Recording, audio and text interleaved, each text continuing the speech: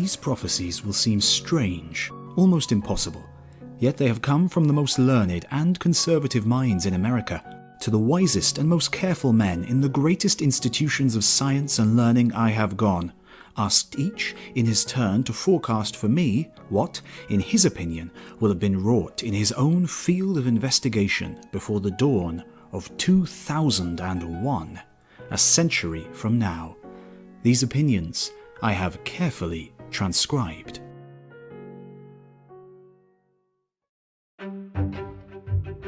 "500 million people. There will probably be from 350 million to 500 million people in America and its possessions by the lapse of another century. Nicaragua will ask for admission to the Union after the completion of the Great Canal. Mexico will be next. Europe, seeking more territory to the south, will cause many of the South and Central American republics to be voted into the Union by their own people. The American will be taller by from 1 to 2 inches. His increase of stature will result from better health due to vast reforms in medicine, sanitation, food, and athletics. He will live 50 years instead of 35 as at present, for he will reside in the suburbs. The city house will practically be no more. Building in blocks will be illegal. The trip from suburban home to office will require a few minutes only. A penny will pay the fare.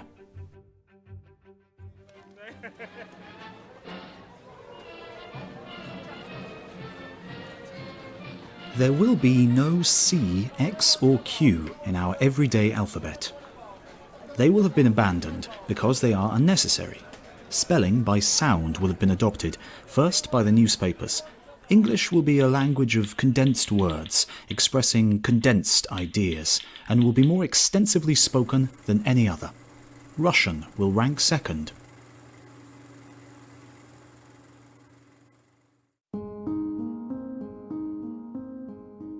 Hot and cold air from spigots. Hot or cold air will be turned on from spigots to regulate the temperature of a house, as we now turn on hot or cold water from spigots to regulate the temperature of the bath. Central plants will supply this cool air and heat to city houses in the same way as now our gas or electricity is furnished. Rising early to build the furnace fire will be a task of the olden times. Homes will have no chimneys because no smoke will be created within the walls. Insect screens will be unnecessary. Mosquitoes, houseflies and roaches will have been practically exterminated. Boards of health will have destroyed all mosquito haunts and breeding grounds, drained all stagnant pools, filled in all swamplands and chemically treated all still water streams. The extermination of the horse and its stable will reduce the housefly.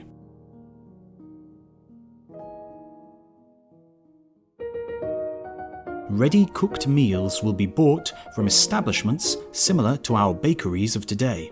They will purchase materials in tremendous wholesale quantities and sell the cooked food at a price much lower than the cost of individual cooking. Food will be served hot or cold to private houses in pneumatic tubes or automobile wagons.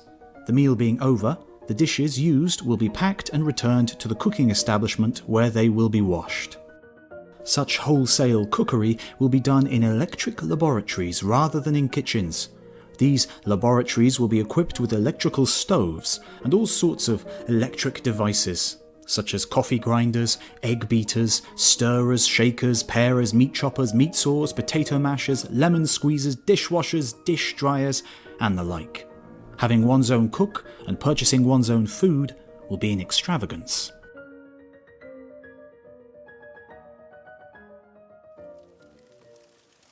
Coal will not be used for heating or cooking. It will be scarce, but not entirely exhausted. The Earth's hard coal will last until the year 2050 or 2100. Its soft coal mines until 2200 or 2300. Meanwhile, both kinds of coal will have become more and more expensive. Man will have found electricity manufactured by water power to be much cheaper.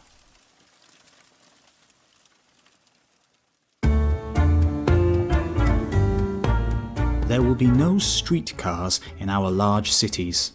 All hurry traffic will be below or high above ground when brought within city limits.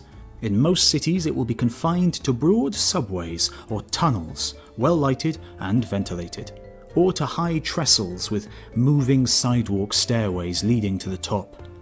These underground or overhead streets will teem with capacious automobile passenger coaches and freight wagons with cushioned wheels. Subways or trestles will be reserved for express trains.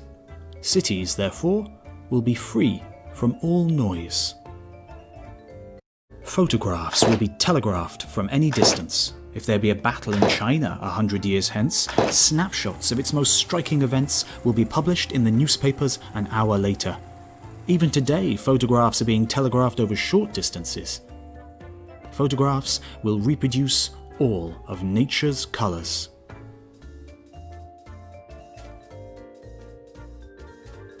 Trains 150 miles an hour. Trains will run 2 miles a minute normally. Express trains 150 miles an hour. To go from New York to San Francisco will take a day and a night by fast express. There will be cigar-shaped electric locomotives hauling long trains of cars. Cars will, like houses, be artificially cooled. Along the railroads there will be no smoke, no cinders, because coal will neither be carried nor burned. There will be no stops for water. Passengers will travel through hot or dusty country regions with windows down.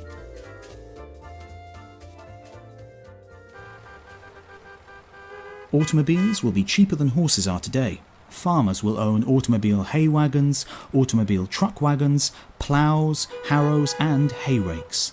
A £1 motor in one of these vehicles will do the work of a pair of horses or more. Children will ride in automobile sleighs in winter. Automobiles will have been substituted for every horse vehicle now known. There will be, as already exists today, automobile hearses, automobile police patrols, automobile ambulances, automobile street sweepers. The horse in harness will be as scarce, if indeed not even scarcer, than as the yoked ox is today. Everybody will walk 10 miles. Gymnastics will begin in the nursery, where toys and games will be designed to strengthen the muscles. Exercise will be compulsory in schools. Every school, college and community will have a complete gymnasium. All cities will have public gymnasiums. A man or woman unable to walk 10 miles at a stretch will be regarded as a weakling.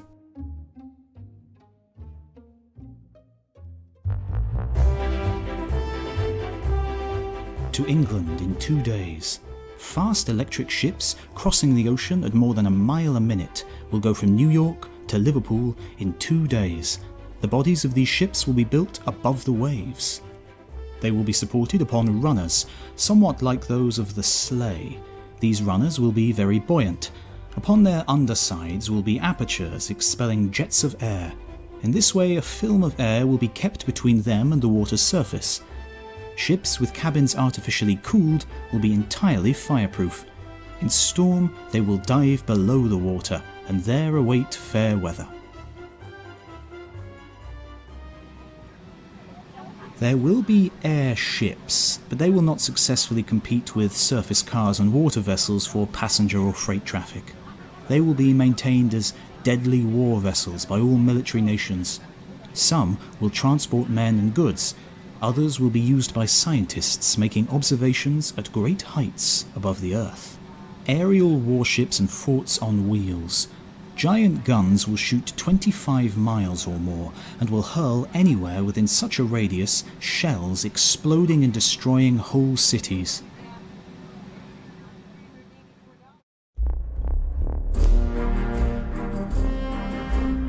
Such guns will be aimed by aid of compasses when used on land or sea, and telescopes when directed from great heights. Fleets of airships hiding themselves with dense smoky mists, thrown off by themselves as they move, will float over cities, fortifications, camps or fleets. They will surprise foes below by hurling upon them deadly thunderbolts. These aerial warships will necessitate bomb-proof forts, protected by great steel plates over their tops as well as at their sides. Huge forts on wheels will dash across open spaces at the speed of express trains of today. They will make what are now known as cavalry charges. Rifles will use silent cartridges.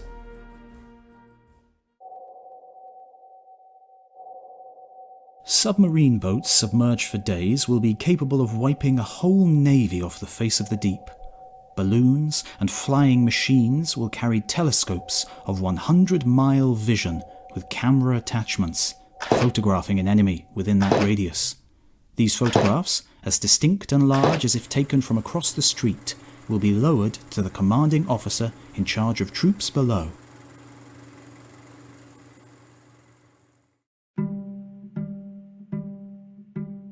There will be no wild animals, except in menageries.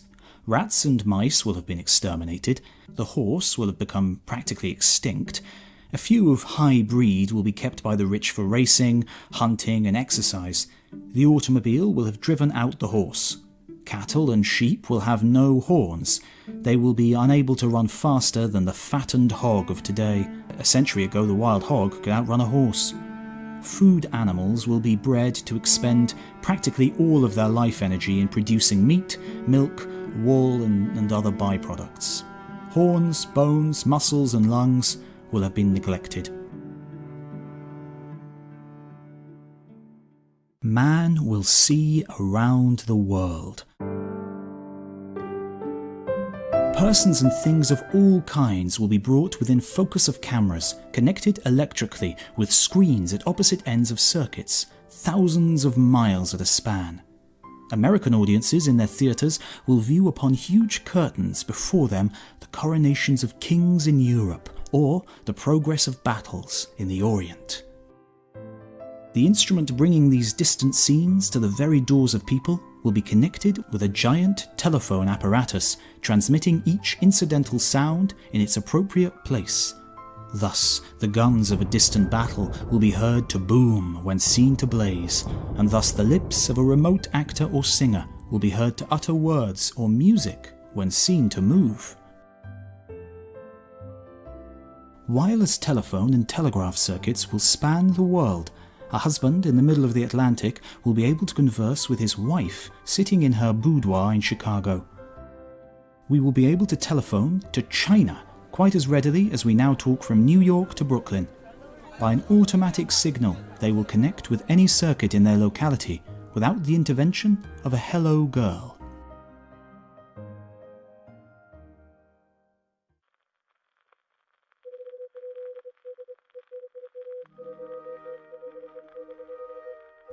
Grand opera will be telephoned to private homes and will sound as harmonious as though enjoyed from a theatre box. Automatic instruments reproducing original airs exactly will bring the best music to the families of the untalented. Great musicians gathered in one enclosure in New York will, by manipulating electric keys, produce at the same time music from instruments arranged in theatres or halls in San Francisco or New Orleans. The piano will be capable of changing its tone from cheerful to sad. Many devices will add to the emotional effect of music.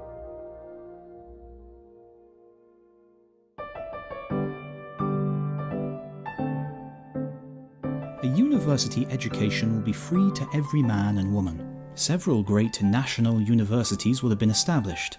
Children will study a simple English grammar adapted to simplified English and not copied after the Latin.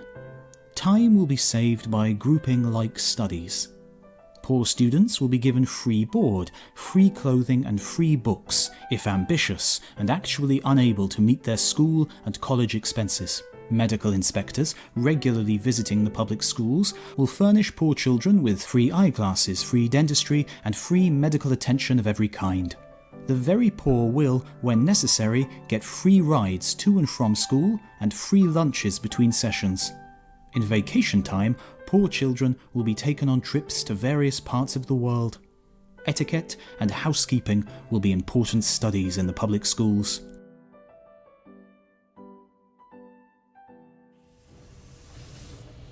Store purchases by tube. Pneumatic tubes instead of store wagons will deliver packages and bundles. These tubes will collect, deliver and transport mail over certain distances, perhaps for hundreds of miles. They will at first connect with the private houses of the wealthy, then with all homes. Great business establishments will extend them to stations, similar to our branch post offices of today.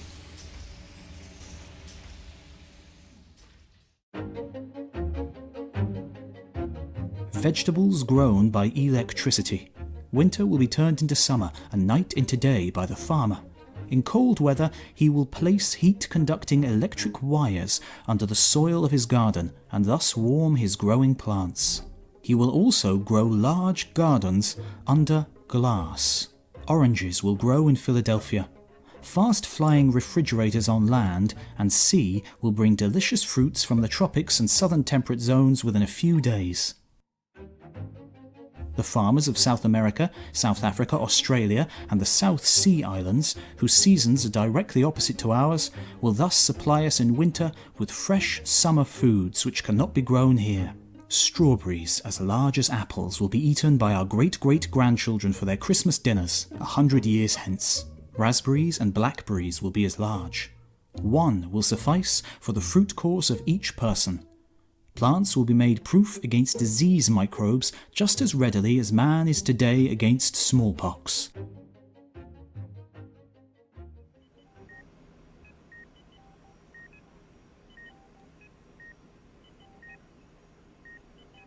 Few drugs will be swallowed or taken into the stomach unless needed for the direct treatment of that organ itself. Drugs needed by the lungs, for instance, will be applied directly to those organs through the skin and flesh. They will be carried with the electric current applied without pain to the outside skin of the body. Microscopes will lay bare the vital organs through the living flesh of men and animals. The living body will, to medical purposes, be transparent. Not only will it be possible for a physician to actually see a living, throbbing heart inside the chest, but he will be able to magnify and photograph any part of it. This will be done with rays.